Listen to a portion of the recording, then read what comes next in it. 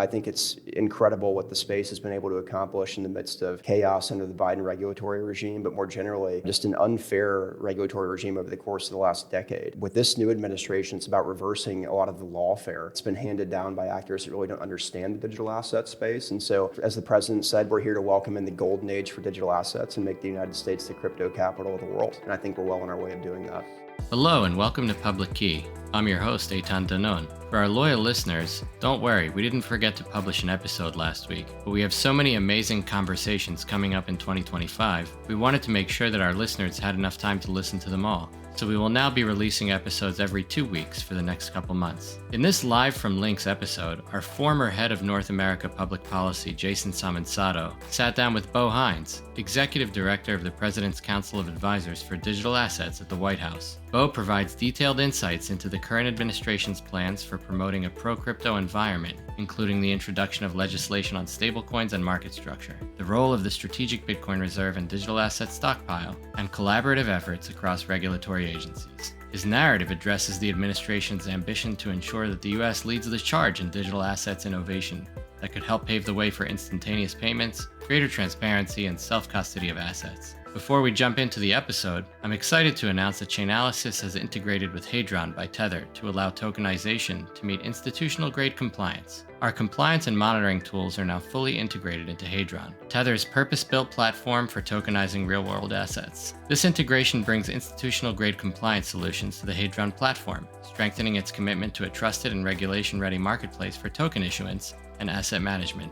We think there's nothing better than bringing cutting-edge compliance solutions to the forefront of emerging tokenization. Head to the show notes to read more about this amazing partnership.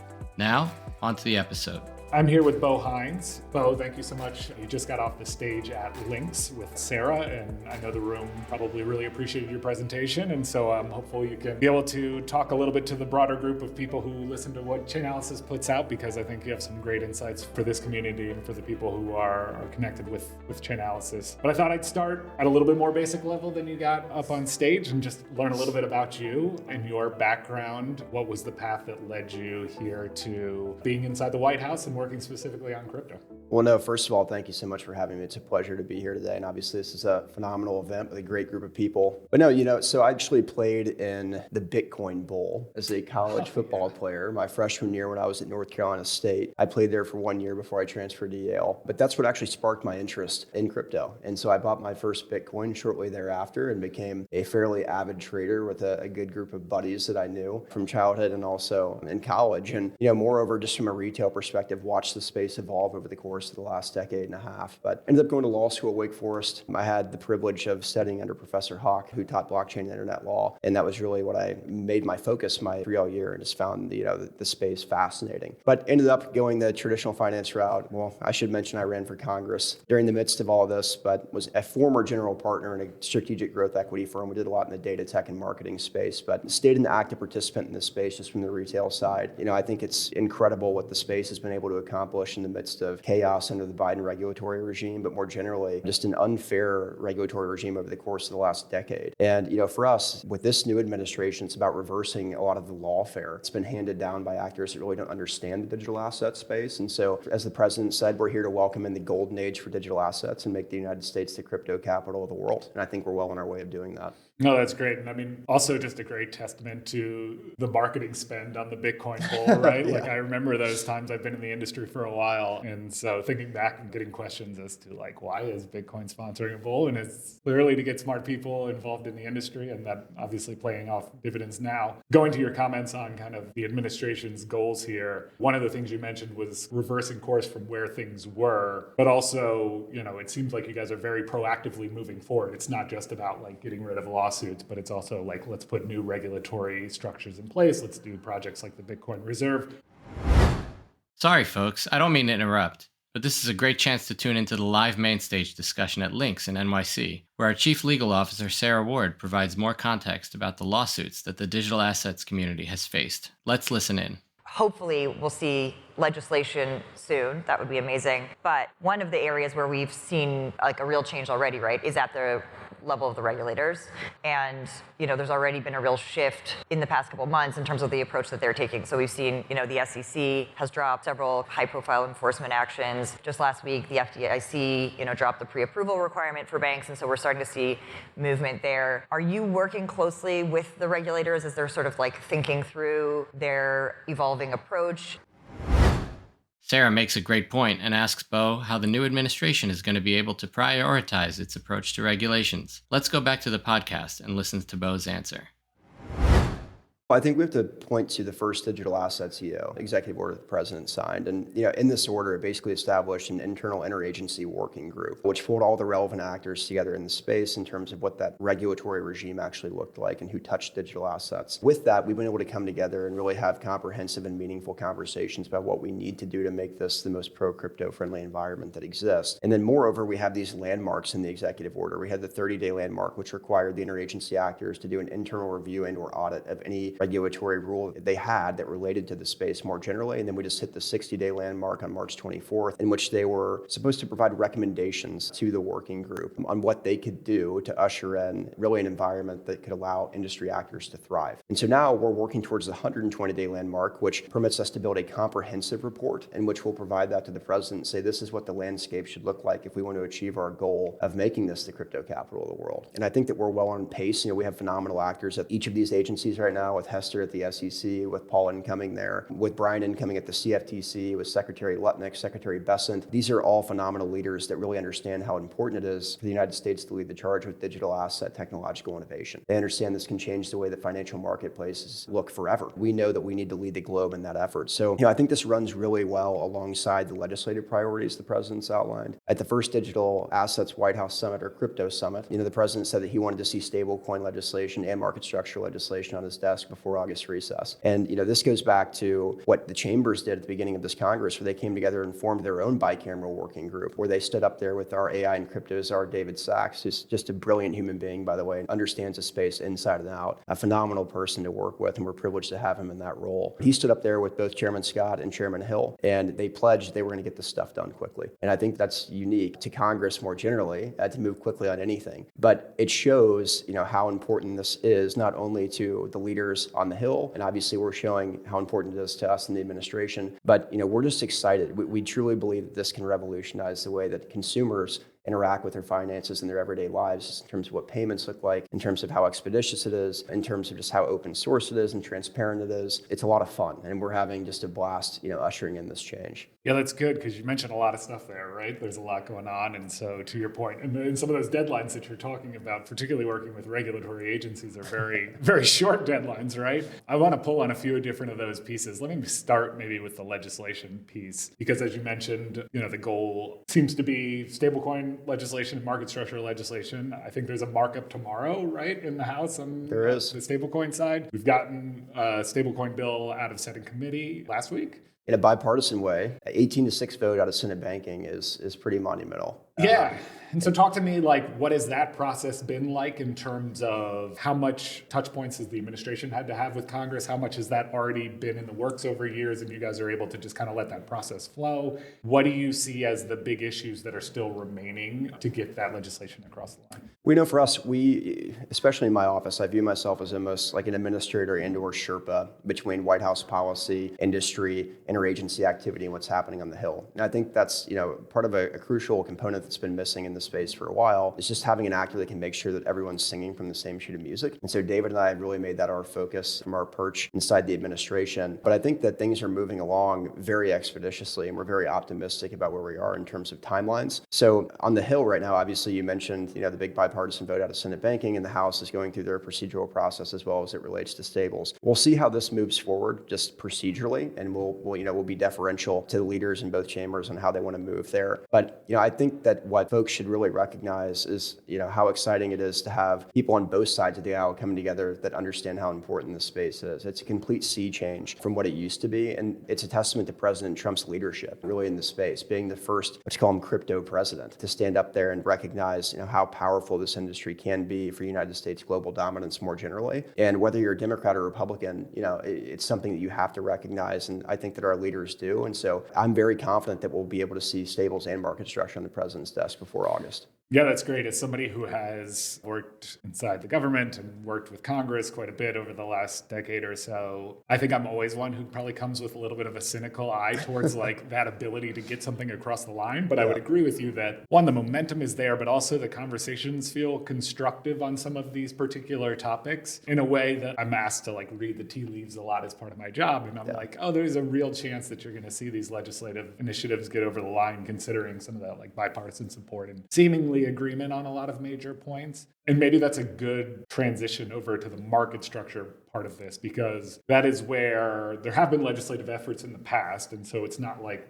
we're starting from ground zero, but we're not at the same place yet where you've got bills coming out of committee and kind of know what that looks like. Kind of what's your expectation on that process? Is that something that you're hoping is lined up right after stablecoins, or do you think they're going to overlap a little bit? And do you expect that to be kind of as constructive as the current stablecoin discussion, or is that going to be more complicated in your mind? I don't think it's going to be more complicated. I think that what we're seeing is the chambers are working very effectively together to produce legislation that's very similar. So if you look at the stablecoin legislation, both the House and the Senate right now, there are very minute differences between those two drafts, and that makes it easier in conference to figure out what the best outcome should be. I think that we'll see something very similar with market structure. I think it's right around the corner. Whether they overlap or not will be a decision that the chairman have to make. But at the end of the day, they understand that we need to achieve this over the course of the summer, and so I think you're going to start seeing those drafts in market structure become public very quickly. And we'll keep our eye on the ball of what's happening on Capitol Hill and do our best to usher it along. I won't go as far as to call us a referee yet, but if we have to be, then we'll certainly step in and do our best to make sure that we can come to the right resolutions on any differences that might exist, whether it be from feedback from interagency, industry, and obviously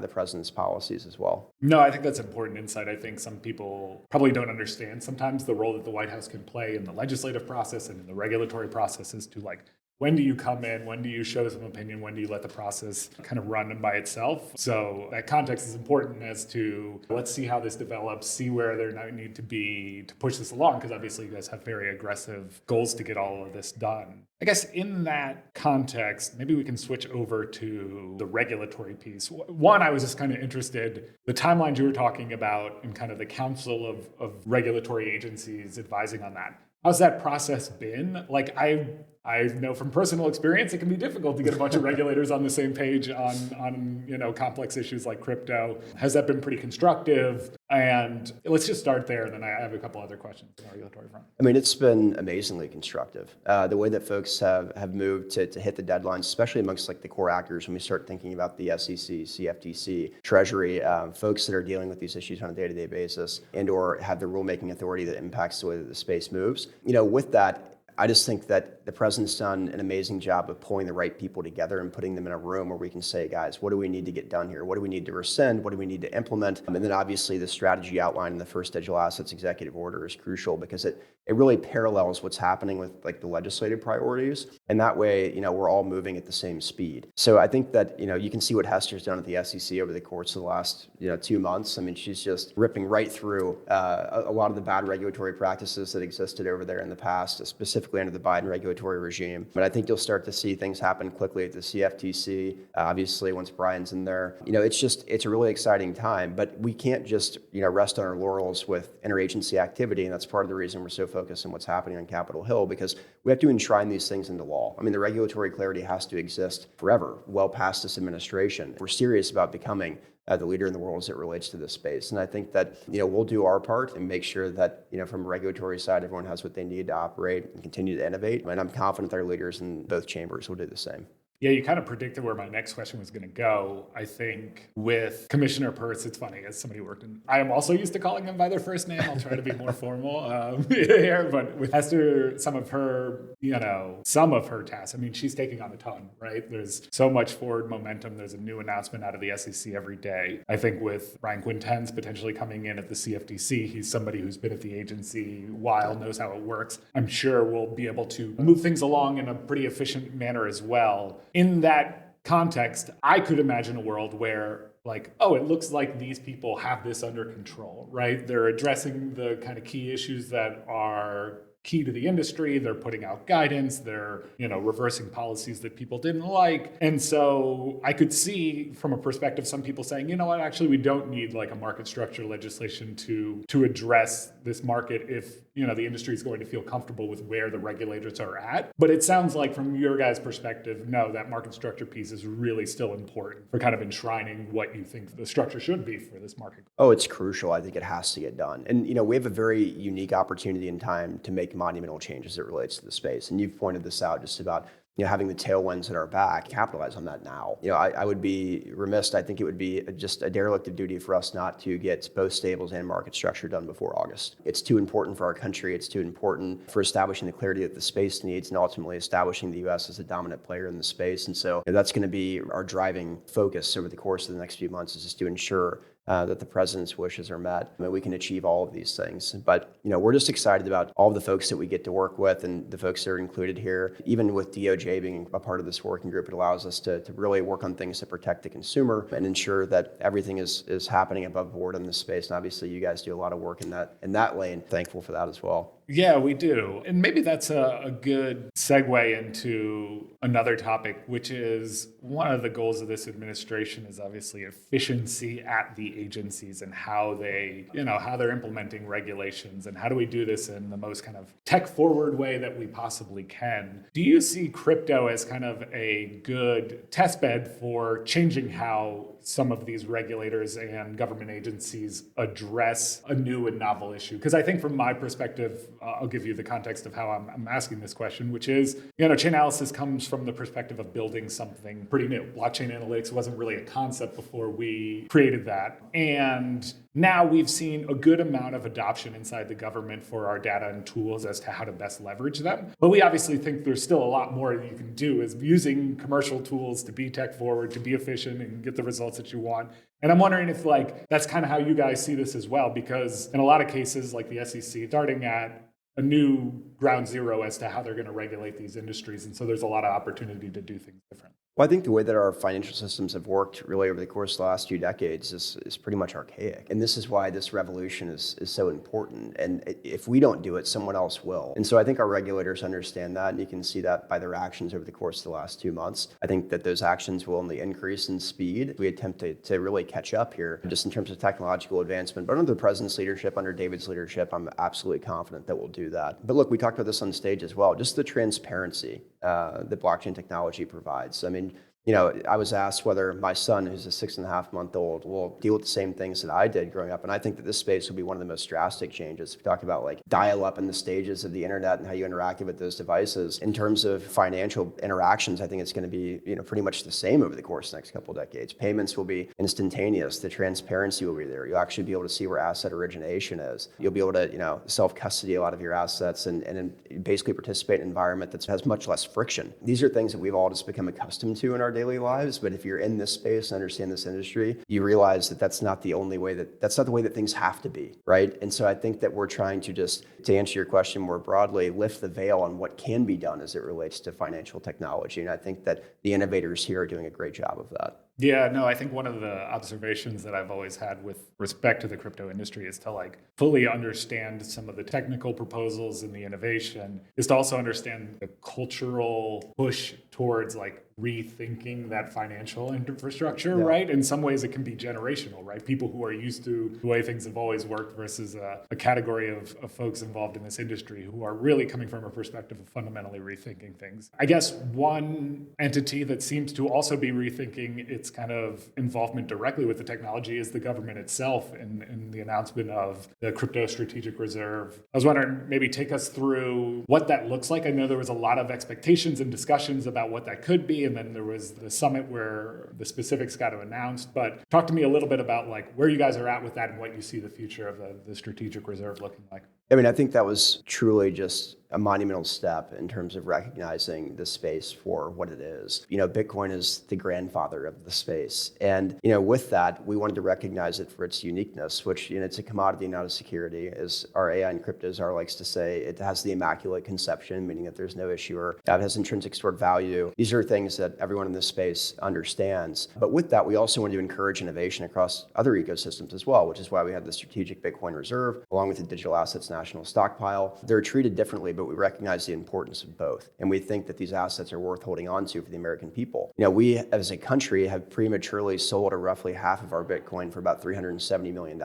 If we would have held on to it, it'd be worth close to $17 billion today. So really what we're doing is just capturing the value of these assets for the American people. And one thing I like to point out that's unique about this administration is that we have a president that's actually acquiring assets for the American people rather than taking them away. And it's no different here as it relates to digital assets. We want to continue to really pound on that drum and make sure that we're fostering the innovation there and showing that we'll take the next step forward in propelling innovation here, and the government's going to be supportive of that. So, look, we also have said that we believe Bitcoin is digital gold. And we want to acquire as much as we can possibly get, so long as it's done in budget neutral ways that don't cost the taxpayer a dime. But the president likes to say we have a lot of high IQ people in the room, especially over at Treasury and Commerce. So there will be endless ideas of how we can accumulate more, I can promise you. And I'm sure as a working group, we'll flesh that out in short order. Yeah, and I'm sure the industry will have tons of ideas. I know even us, right? We've talked a lot about how much we help the government seize from illicit actors is playing into this role. Yeah.